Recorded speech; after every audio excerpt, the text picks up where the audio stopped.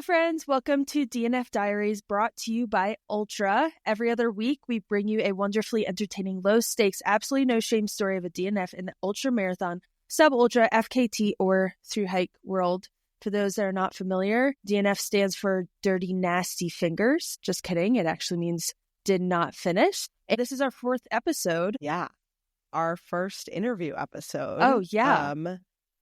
And before we move on, we are accepting DNF stories through our email, dnfconfessions@gmail.com, or you can fill out the Google form in the show notes. If you have an interesting story about DNFing an ultramarathon, marathon, foot race, through hike, or FKT, please write to us. The more the detail, the better. We will keep all stories and folks anonymous, and we may reach out to you to get more details, so please include an email or phone number where we can reach you. Yes, very important, very important. We need stories to actually do this podcast. But let's introduce ourselves and our chosen adventure. My name is Tara Dower, and I enjoy not driving in the snow. That's what I enjoy. That's my chosen adventure, is to bike if it's snowing, or walk or run, because I am from the East Coast and I'm not used to driving the snow. I'm Arlee Hiskey, and I have to drive in the snow, and it makes me so nervous all the time. Even though it seems like I do it every day. Yeah. Do you have snow tires? Yeah, No, I just have all-season tires. Well, I hear those And are like just- game changers. Yeah. Apparently here in It's all Durango, everyone loves them. They're great. I don't have to change them every year. I used them in West Virginia. That's like when I How? got them to begin Oh, with. And That was like they 4 did great years ago. there. I've gotten a new pair since then. Oh, But okay. like, Sweet. I've never had like just snow tires. Mm-hmm.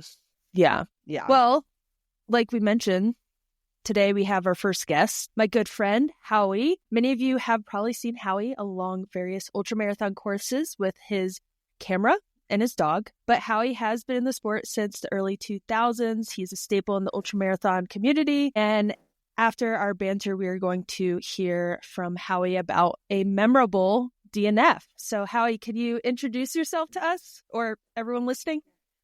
Sure. I'm Howie Stern, and your stories about driving in the snow reminds me of me recommending roads for you to drive on in the summer.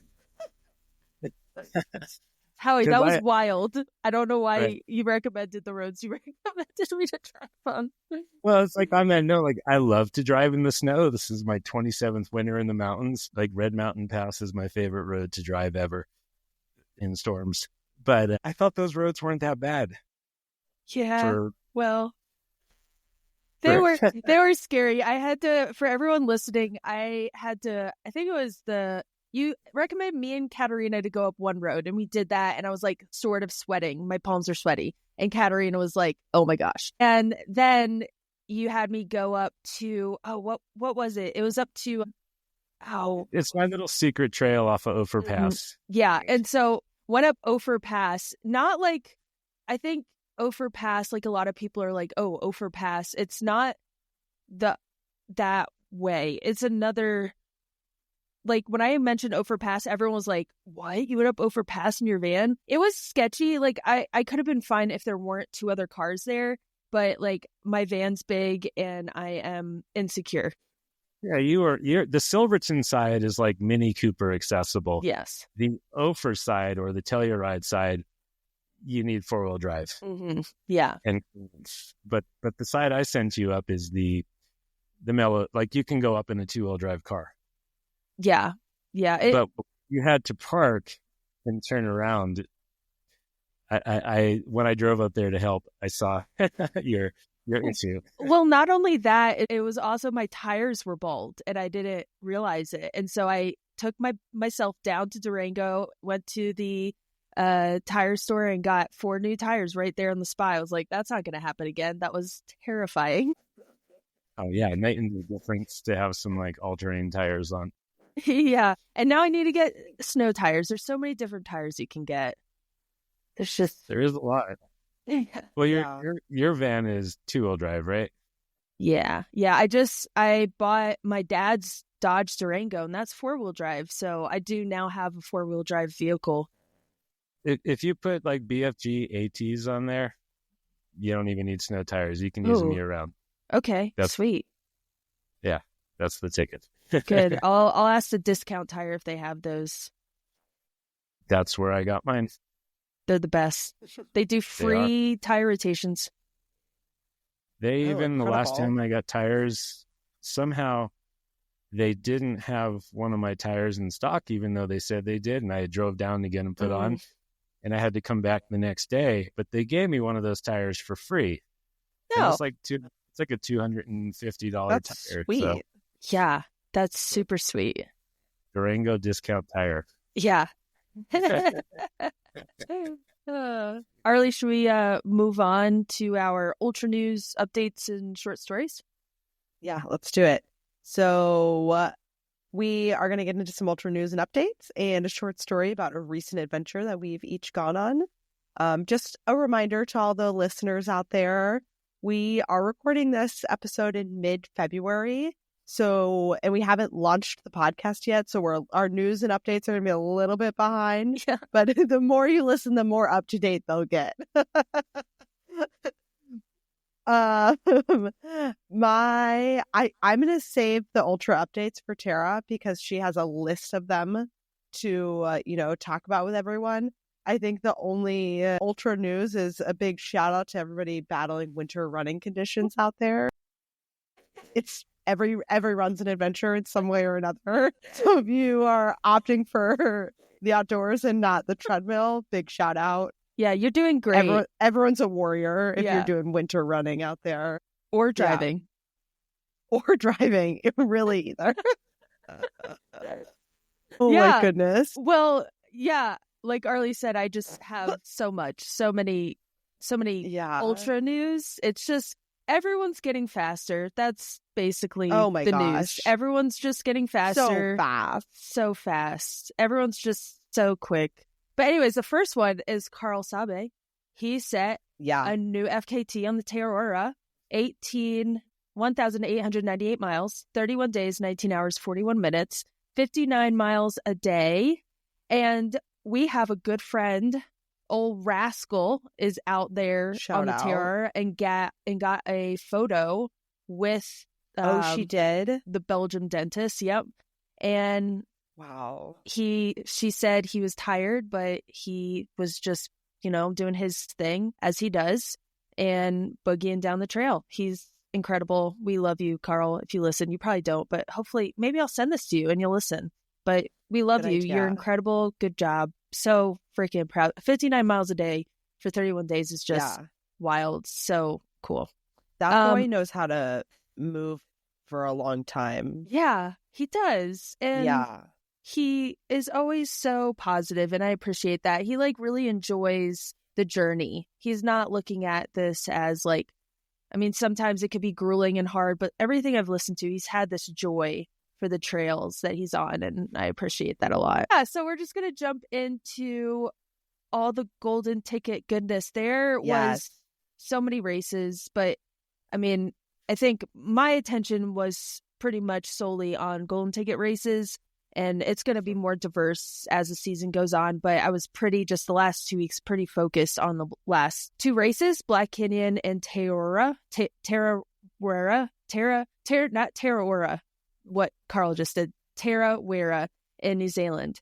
For the men, Seth Ruling won Black Canyon in 7:24, new course record. And Will Murray got second, 7:26. Also under the course record. Howie, is that correct? He also went under the course record? Yeah. The old course record, I think, was 7:30 something. Mm-hmm. Yeah.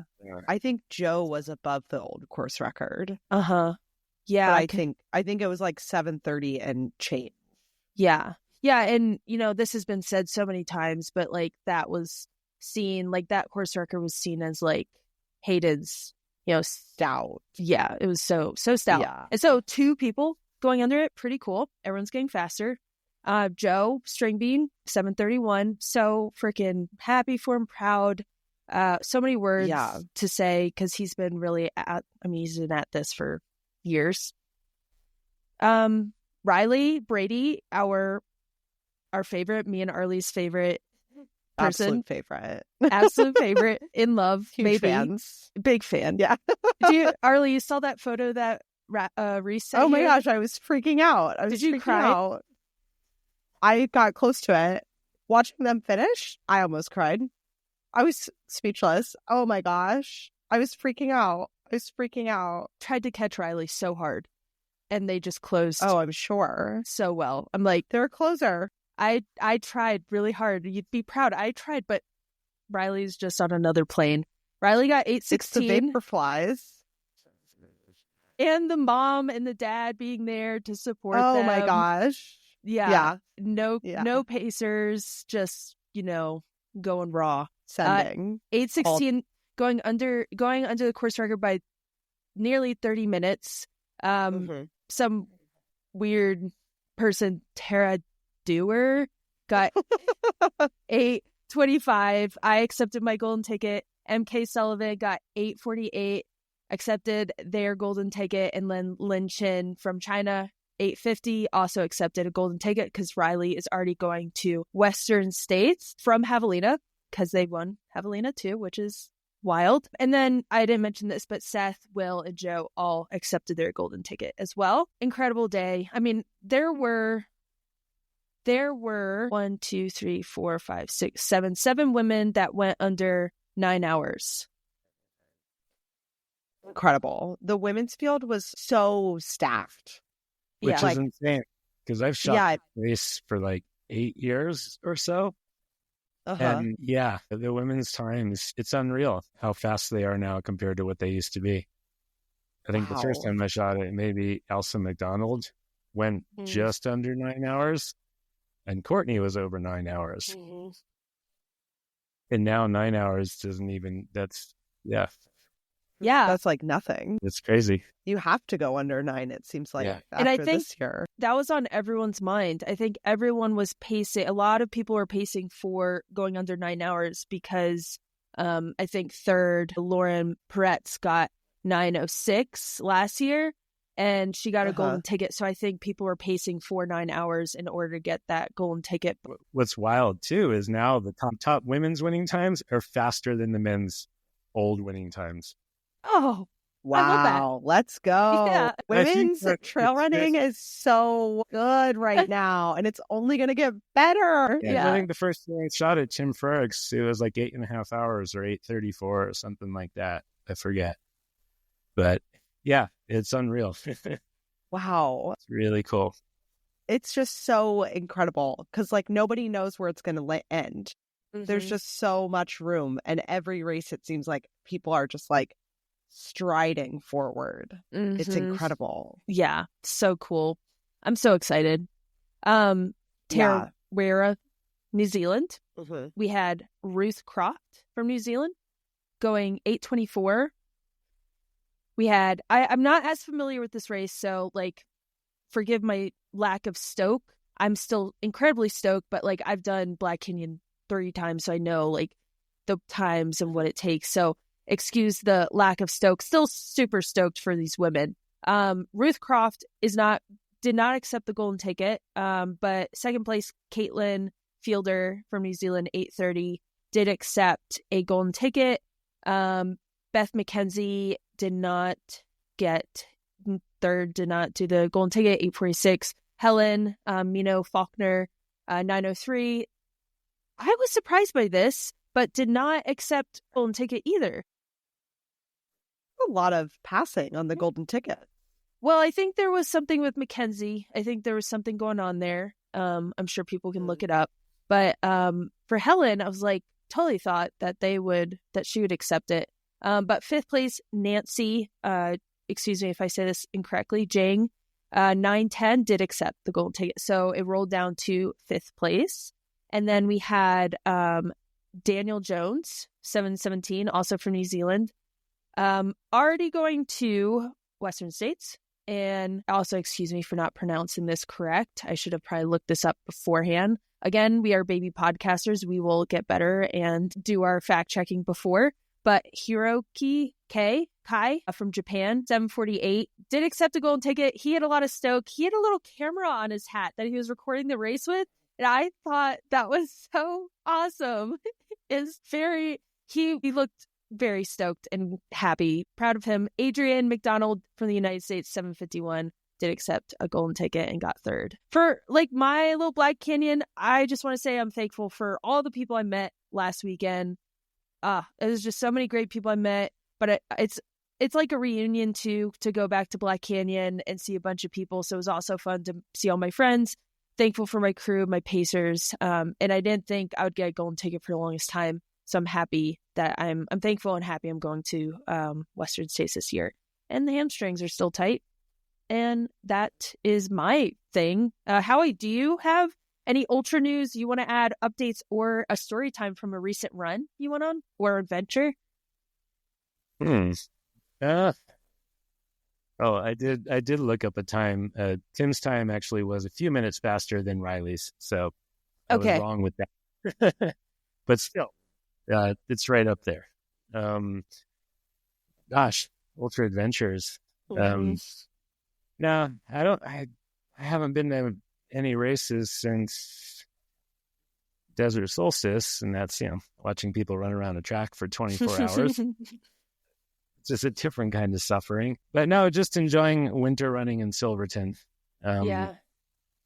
It's everybody's used to Silverton for Hard Rock, which is runners everywhere, people everywhere, tourists everywhere, and winter in Silverton is calm, quiet, and nobody's here. Had a fun run up on the Hard Rock course with Katerina. The other, surprisingly, was able to make it to Governor Basin, but that's how little snow. But they, the miners plow that road all the way up there. Okay. But still, it was covered in slush the whole way. But it's fun to run with her, because then you realize the difference between just like a regular runner and somebody who's like one of the best in the world. Oh yeah, Katerina's on a freaking different plane. Oh God, she dropped me from the first step, both ways. But I've got stuff to work on. She's gonna pace me again at Swiss Alps. And which I think she still has the course record on. She got a full dose of winter running the other day, her last day here. The weather had been pretty docile, but finally it was a cold day with pretty fierce winds and a -13 wind chill. I think she's the coldest run she's ever done. Wow. Yeah, no kidding. Jeez. Yeah. Yeah. The last few kilometers straight into the wind were brutal. Oh, that's rough. That's not the norm in Silverton. Normally, when it's sunny and there's no wind, I mean, even if it's 0, you can still run in shorts. Yeah. Yeah. I need to head up and come to Silverton if I, am confident in my driving, which is probably fine now, right? 95% of the time, the road is bare pavement. Within days after a storm, it's perfectly dry. Yeah. You watch for a little bit of ice in a few turns, but even it's coming from Durango, it's pretty easy. There's no exposure. It's not like the other direction with little exposure. I'll take that with a grain of salt coming from you, Howie, after the last two things you suggested me do in the van. I thought we would transition into our story time. So this looks a little different this episode. So usually, Howie, for you to know and for everyone else to know, we do episodes where Arlee and I have people submit stories to us, and we, tell each other this person's DNF story. So, oftentimes or sometimes we're probably going to have people come on and do tell stories about their DNF because it's special. It's also fun to include your friends. I have a couple of mine, but I thought of you because I remember this story vaguely, you telling me this over the summer when I was in Silverton. But I think you might have reminded me when I asked for DNF stories. But you You told me this story very briefly, but it was hilarious and sort of unfortunate as well. And you're going to get into it more, but it's kind of cool to have guests come on and tell their story of their DNF. But Howie, I thought we would start by you kind of explaining this race and setting the scene for us by telling us, the weather, the crew situation, and just explaining, give us a little background on before you actually started running. So this is the Ouray 100, which is just down the road. And it's kind of a ridiculous race that, it has 42,000 feet to climb. It's probably the toughest non-Barkley 100-miler in the world, I would imagine, from a pure elevation gain standpoint. And it's the brainchild of my friend Charles Johnson, who race directed along with Chris Marcinek and my other friend Hollis. Anyway, when it first came around, I never really had much thought because I was still doing hard rock at the time. But as time goes by, you eventually make stupid decisions and decide that, hey, I want to do the Ouray 100. One hiccup that occurred between when I signed up and when the race happened was I kind of got cancer and had my thyroid and 7 lymph nodes removed in April of the year of the race. Wow. So that kind of made training a little challenging. Yeah, I would imagine. So I essentially had 2 training runs for the race with not much in between. I did like the Bishop 50 mile 7 weeks after surgery on no training. And then 5 weeks later on a whim. Wait, Howie, was this the Bishop in like Bishop Pass in the Sierras? Yeah. My old home. Arlee, we know Bishop Pass. Pass. We know Bishop Pass. What? I shed a lot of tears on that path. Which direction? We're going from to the town. Sierras to town. Oh, so you were coming up from LeConte Canyon. Yeah. Yeah. I've tried coming up. The first time I tried to fast pack the JMT, I tried coming up that pass when I bailed. Yeah, I think I cried the whole way up. I was listening to a Stephen King book and was just You was howling in misery. in the middle of like the actual like scene of gore and guts where he was like attacking her with the newspaper and fire and water. That 6.5 miles is brutal. Yeah, it's it is brutal. Oh my God. So you did Bishop. Wait, was it a marathon you said?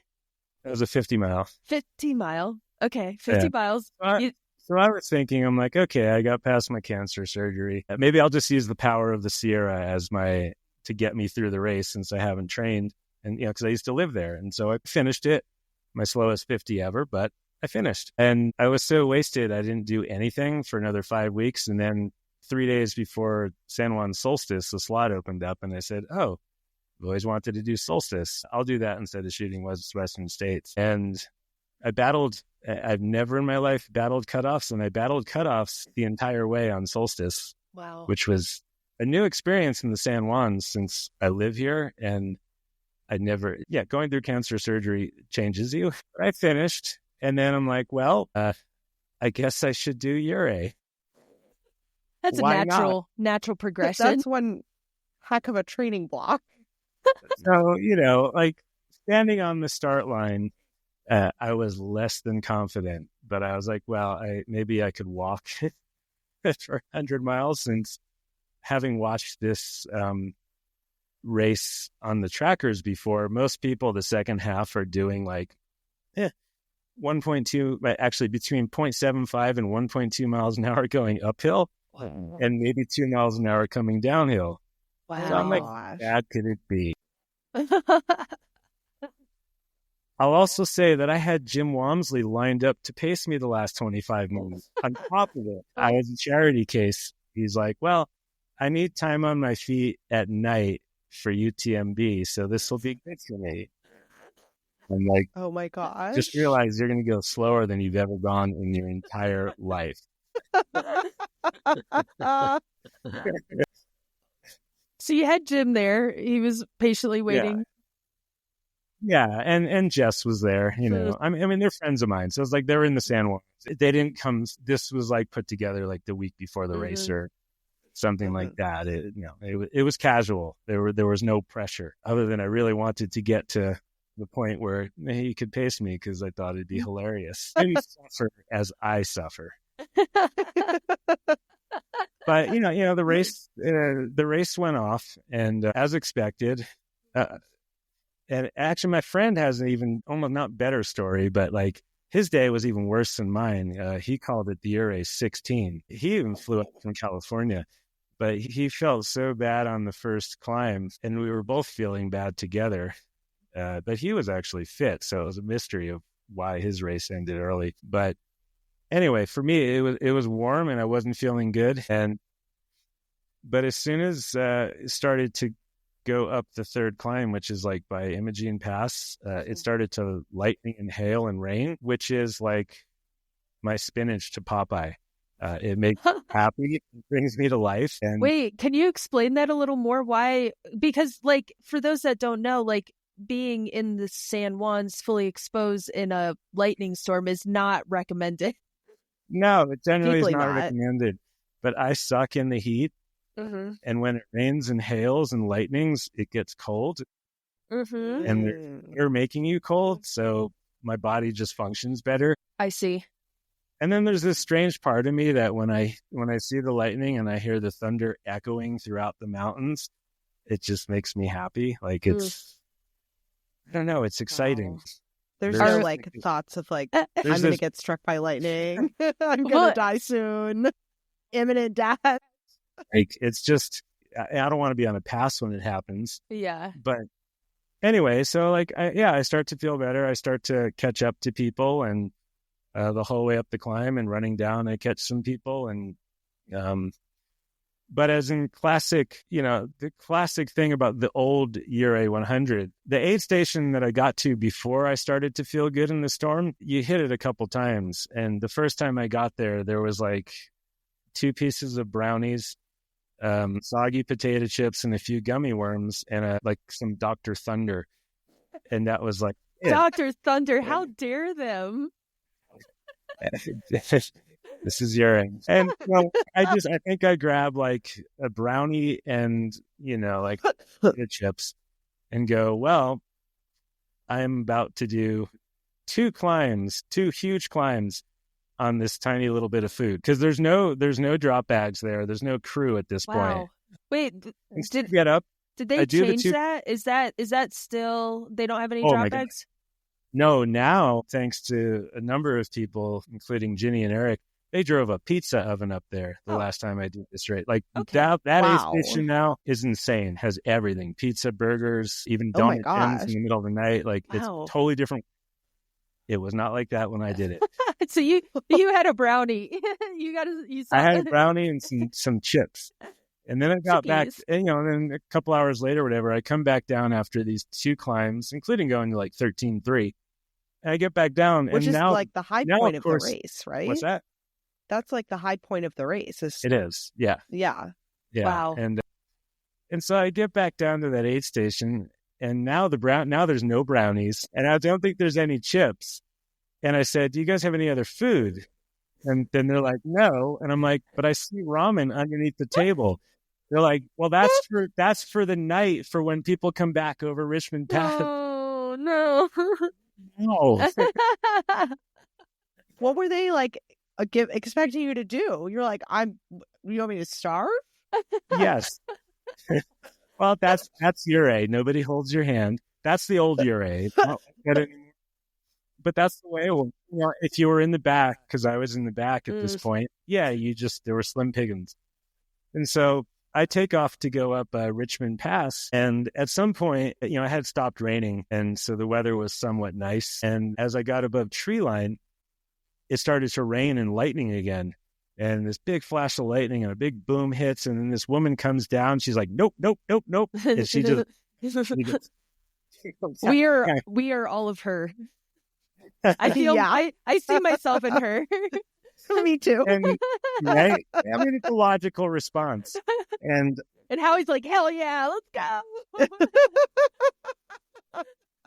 and a couple other guys come up, and they're, and at this point, I knew the cutoff for the next aid station on the other side of the pass was going to be tight. And so if you went down, your day is done. And I'm like, well, I'm not quitting. I feel fine. And I'm feeling better because the weather's awful. So these other guys catch up. They're like, and the woman comes back up, oddly enough. And they're like, well, you're from here, you've got all this experience with hard rock. Well, what do you do? I'm like, well, usually these things blow over. But so we just keep going up, and you kind of play it by ear and see what it does. The ridge is still high above us, so it's going to hit the ridge. It's not going to hit us. And I said, as long as it's not hailing, we're good. Like clockwork, a minute later, it starts to hail. and you look at the pass, and you just see a lightning bolt hit right on the pass. No. And the woman's like, I'm a single mom and I've got kids. What should I turn around? Hey, I'm like, I know I'm going up. I can't have your motherless children on my head to you what to do, but I'm going. You can make your own decision. I think she went down. I think that's good. Right. Yeah, obviously. In normal life, I would. Or I would just sit there and wait it out. I'd go just below tree line and then hang out. But I had a mission. Mm-hmm. I wanted to finish this race after my cancer surgery. Yeah. What mileage are we at right now? How deep? We're at we're 20, a little over 20, 21 miles in. Wow. Which at Ouray is about the same amount of time as Tara ran Black Canyon in. It's a really slow race. It's seriously Isn't the final cutoff 52 hours or something? Yeah, it is 52 hours. Wow. And I think I'd already been on course for 7 something hours. It's slow. It's as slow as hard rock is. This is the next level, slower. Wow. And so anyway, I head up, and I'm kind of alternating between going, stopping a bit, going, stopping a bit, and eventually get to where the trail turns to cross country, and it's raining pretty good, and the wind is kicked up a lot. So I'm actually starting to shiver, my legs are shivering, my jaw's chattering, and I'm looking at this little cave in a rock going, well, if I go sit under that, I'll just freeze to death. That's not good. If I go down to the aid station, then my race is done. That's not good. So there's only one option, which is to start running uphill and run over the top of the pass to get the fuck out of here. So I chose option C, and I discovered you can run at 12,000+ feet for a half mile if you're really motivated. So the lightning bolts are hitting kind of the ridge, but there's a little bit of a lighter color to the sky over the pass. So I was well, fuck it, let's go for it. So I'm running uphill, hyperventilating, because I'm trying to suck as much oxygen in as possible. Oh my gosh. And just before I get to the top of the pass, a single ray or a group of rays of sunlight shines on the pass and lights up the tundra, all beautiful golden. Oh, and there's almost a flat spot where you go across the pass, and I just see this sun ray hitting the pass. It's all beautiful, lightning bolts everywhere else, and I'm like, well, this is either the universe saying this is your safe passage, or this is the last beautiful thing you're ever going to see. It's really hard to decipher that. I mean, you really don't know which it could be. Either way. At this point, I had no choice but to go forward, so I ran as fast as I could over it. Like I said, hyperventilating, and then and at the same time going holy shit, fuck, holy shit, fuck, I gotta get out of here. And so I run off the pass. I kind of wait for to see that the other 3 guys made it over, which they did. And then I basically, there's lightning bolts hitting everywhere. And I ran my fastest I've ever run from the top of the pass to the bottom of the pass, including training, because I just was so adrenalined out. And I just kept thinking, well, my crew is at the bottom. It's the first place you can see your crew. So my friend has his Jeep, and I can get in the Jeep and get warm. I can change my clothes. But the most important thing that was in this Jeep was a pizza Oh, that my friend's mom, my friend's like 79-year-old mother, who was watching Mishka, had made this homemade pizza for me. do you Because I had. Oh, go you ahead. like fully explain this pizza and like how much it meant to you in these moments? Like, Yeah. how much were you looking forward to this pizza? Because to me right now, it just sounds great, and I'm not shivering. But Right. Well, considering I had just done 3 passes on only 1 brownie and 4 potato chips, and I had only had one. My friend Chris Twiggs, he was the one crewing me, and it was his mom. And before the race, he said, "Do you have any requests?" I just said at Ironton, "Can you bring me pizza and Coke? Because you'll hit that aid station 3 times." And yeah, before the race, he told me, "My mom made you a pizza." And I was like, "Oh, that's so sweet." And not only that, I mean, Mishka is as big as his mom. His mom is a very tiny woman. And I was almost afraid, like, she's going to watch Mishka, who was only, a year and a half at that time. He's got energy. Anyway, so all I could think about as I'm running off this pass, besides not getting killed by lightning, was the fact that there was pizza and Coke, warm car, my crew, and so there was happiness down there. And I ran every step to the bottom, and every step along the flatter parts to get into the aid station. And when I came into the aid station, I was on fire. I get down to Ironton, which is now mile 27. And it's the first, and I actually made up like a couple hours on the cutoff. Oh, wow. How fast you went. Wow. that's an hour. Suddenly, That's incredible. suddenly I didn't have to worry anymore. And so I get there, and Chris is like, "Oh, my mom made this pizza." I eat 4 slices, and I have a Coke. Housing it. I put my rain clothes on. Jim and Jess are there. My friend who dropped is there. Like, it's like happy times. And Jim is going, "Oh, it's probably going to take you like 4 hours to do that loop." And I'm like, "Nah, it's going to take 3. I feel pretty good." It's a 9-mile loop with a lot of climb. I leave there. I'm like fueled on adrenaline and pizza and Coke. And it was a fantastic pizza. Like this pizza Holy was Trinity. so big. It was like a giant rectangle. It could have fed 10 people. Wow. And so when I left the aid station, I'm trying to psych myself back up. Oh, okay, it's a 7-mile climb to the top. And I'm hiking pretty good, and I'm catching people the whole way up. And, at some point, my stomach is not the happiest. And the food that I have on my, my vest just all tastes like crap. And I think when I got to the top of the pass, I managed to just choke down like a granola bar. But, that's not going to do much. And so I run down the other side, and, like a mile into it, I'm like really hungry. And it's dark, and you're on this really steep single track, and I could see people coming back the other way and going, "Wow, this climb is going to really suck. It's really steep." Because I had never done the trail that I was on at that point. It's this other there's like I've only done Corkscrew Pass on the road, and there's this other way, gray copper, that gets you off of it from how the race is going. But as I'm getting tired and hungry because my stomach is kind of like not wanting to eat anything, in my head, I'm like, but the pizza's waiting. The pizza will solve all. Yeah. The pizza and Coke that's like all I need, because I can't eat anything else. Yeah. I get down to the bottom of the climb, and then I'm running along the road, and I eventually come upon my crew at the aid station. And I'm like, I get in the Jeep real quick because it's warm. And I'm like, "Chris, let me have some pizza."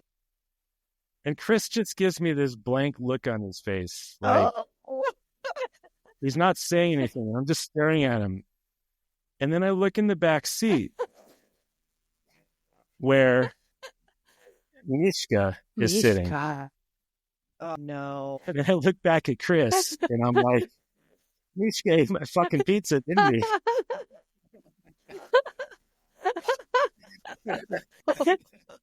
And so Chris is like, "Howie, 10 minutes after you left, we went to get something inside the Jeep, and all I saw was tinfoil and crumbs. Your mom said she tried to hide it, But apparently he found it and he ate it all, like multiple people pizza. And I just sat there like the deflation. I couldn't begin to tell you how deflated I was. I'm like, what am I going to do? Because my stomach was just gone and I couldn't eat gel. I couldn't eat anything. You looked forward to that pizza. Right, you had to have it. The pizza was my ATP. All my cells wanted was just pizza. Nothing else mattered. My mitochondria was like, they are all pizza shaped at that point. Well, apparently Mishka too. So at least Mishka, you guys are on the same brainwave. Yeah, I mean, that's pretty cool. You guys like are on that same level, like that into pizza. Both of you. We are definitely one and the same in that regard. And so, my friends, they put together a little goodie bag full of food, and they put it in my pack, and they're like, "Well, have fun." And so get out of here. And I did vanquish Jim because I did the loop in 3 hours and 3 minutes. So I was an hour faster than he thought, but he was long gone. Jim. He went to go sleep somewhere. Oh, Jim. Because he was going to, prepared to spend the whole next night suffering with me. Yeah. And so I took off just not knowing what to expect because I just didn't have that much energy. I clawed my way up through the trail in the dark and surprisingly caught a couple people. I remember once somewhere near the top stopping and just looking at a ginger cookie and talking to it. I wish you were pizza. But I don't want to eat you because you taste so bad right now. And I think I ate it and I think I threw it up. But I got to the top and I don't think I even had much energy to run down, but I tried. I got all the way to the bottom.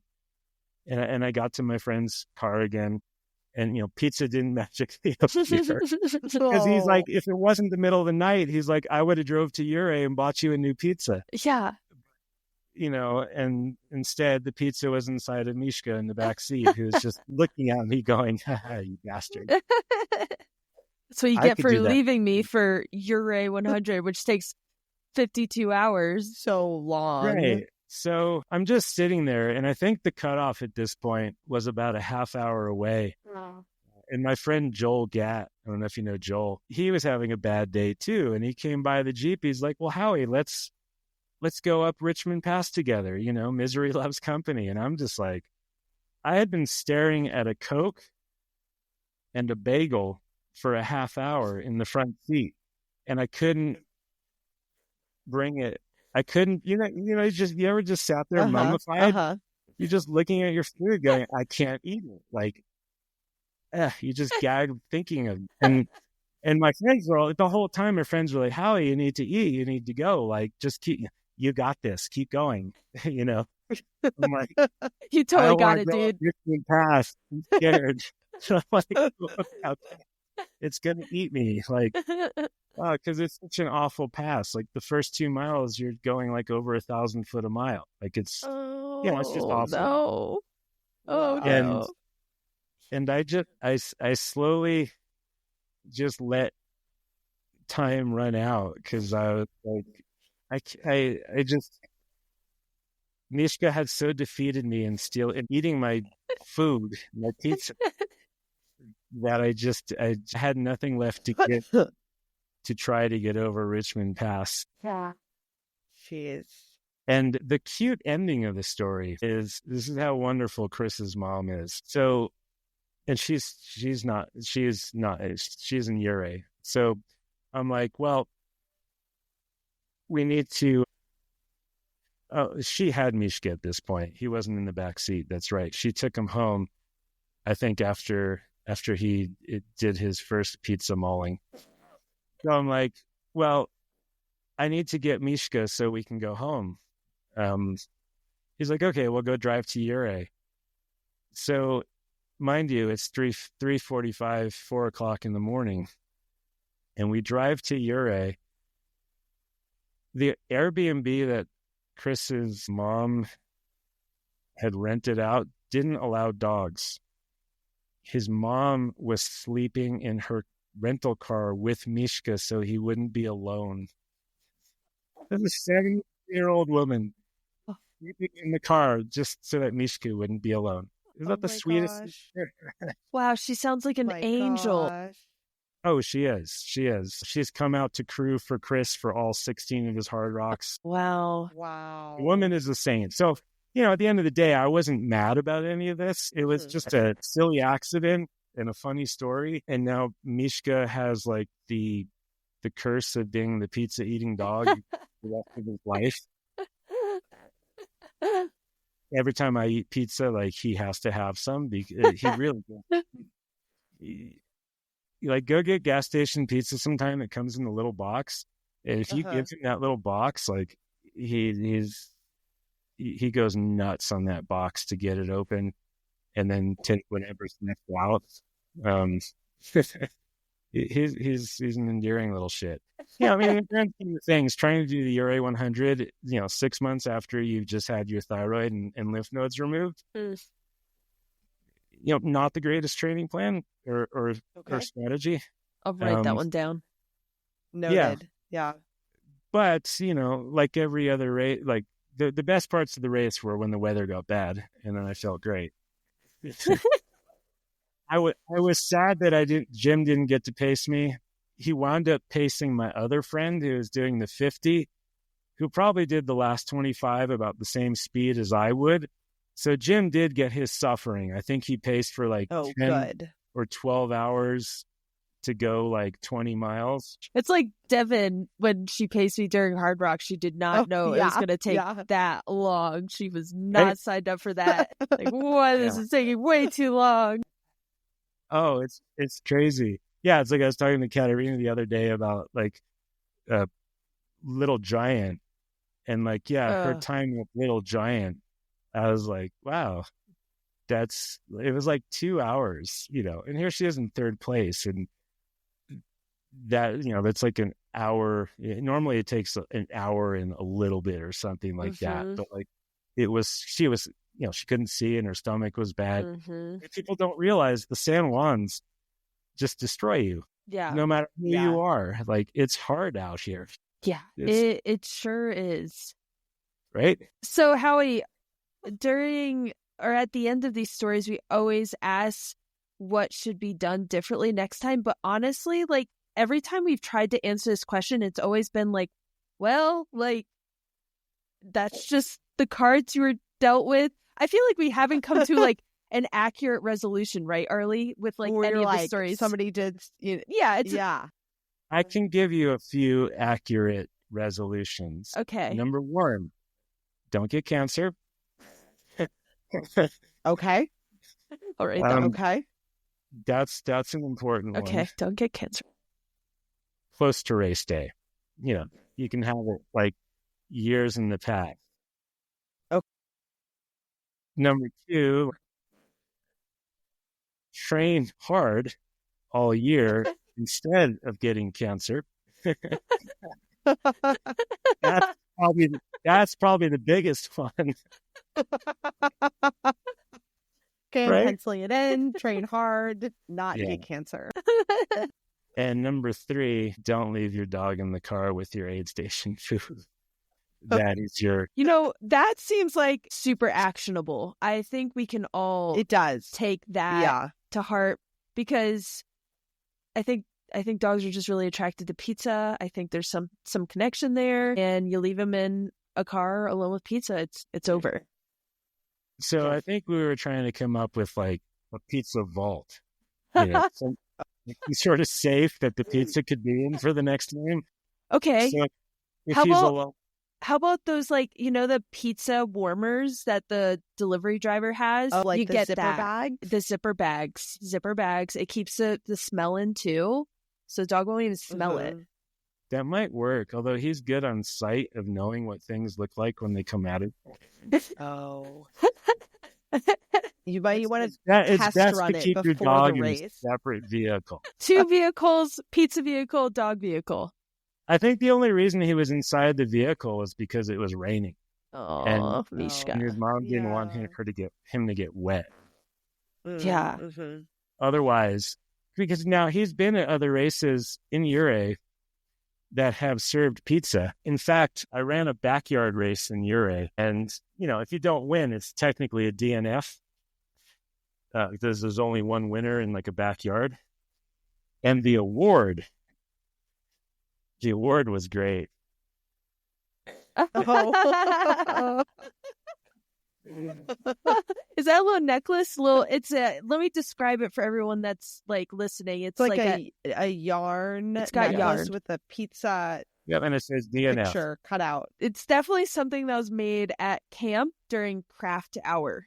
Yeah, Right. But that it's is the a arts and best craft project. Yeah. It was made by Ginny and Eric, who put on the Ouray backyard and a bunch of other races like the Sneffels round, which everybody should do at some point if they want a true adventure. I think it's like 39 peaks or 42 peaks. Oh, that sounds amazing. And you have 100 hours. Gosh. 3 people have finished it. I want to do it right now. Not right now, actually. Oh, it'd be epically deadly right now. Well, great, Howie. That was awesome. You told me like a very short synopsis of that story. I'm glad I heard like the entire thing, and we will be remembering those notes that you gave us. I saw that you were signed up for another backyard ultra, correct? Yeah, this coming year. Yeah. Yeah, the same one I got the pizza at. Okay, sweet. Nice. It's in May in Ouray. Sweet. And do you have anything else going on? I know that Howie does a lot of photography, so you're probably going to see him out at races. Are you going to do Cocodona? Are you going to photograph? Photograph. I'm going to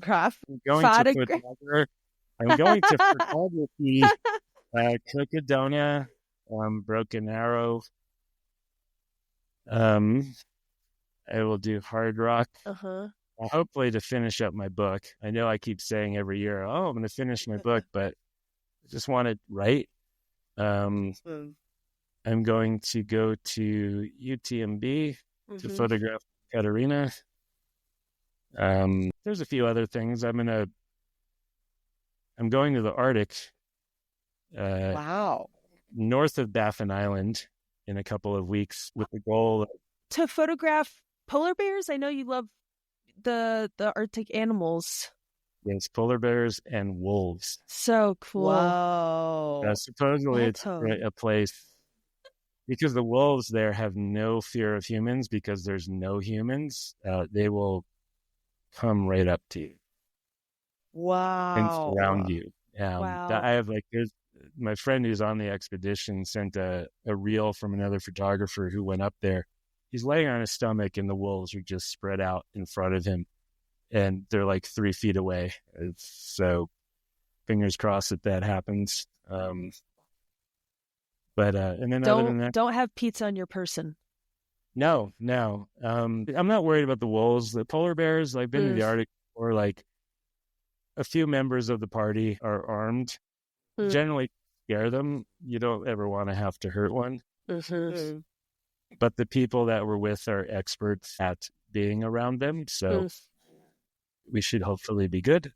Great. And other than that, just running Swiss Alps, and hopefully I get into Tour de Jean and get to run that. Good luck.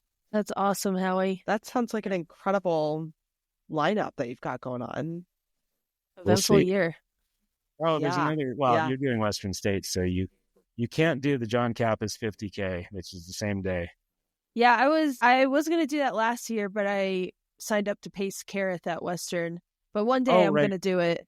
One day I'll be out there and do it. I'll let you know how it goes. Yeah. All right. Well, great. Thank you so much, Howie, for joining us as our first guest on DNF Diaries. Iconic story. Again, please send us your DNF stories, everyone, so me and Arlee can read them off. Again, we are baby podcasters, so thank you for listening to this full episode.